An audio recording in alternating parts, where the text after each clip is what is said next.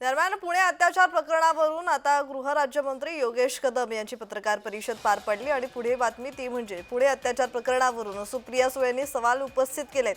पुण्याच्या कायदा आणि सुव्यवस्थेचा प्रश्न गंभीर होत चालला असल्याचं सुळे म्हणतात। तर बस आगार प्रमुखांनी पोलिसांना पत्र लिहिलं होतं, पत्र लिहूनही पोलिसांनी कारवाई न केल्याचा दावा त्यांनी केलाय। सुप्रिया सुळे यांनी काय ट्विट केलंय पाहूयात।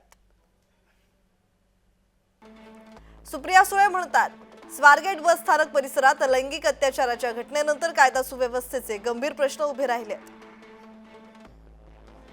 स्वारगेट आगार प्रमुखांनी वेळोवेळी पोलीस प्रशासनाला बस स्थानकावर खासगी एजंट आणि इतर असामाजिक तत्वांचा त्रास होत असून यावर कारवाई करावी असं पत्र दिलं होतं,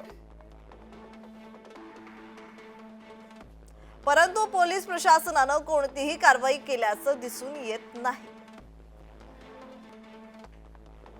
स्वारगेट बस स्थानक हे कायम वर्दळीचं ठिकाण असून इथं पोलीस यंत्रणा अधिक सजग असण्याची गरज आहे।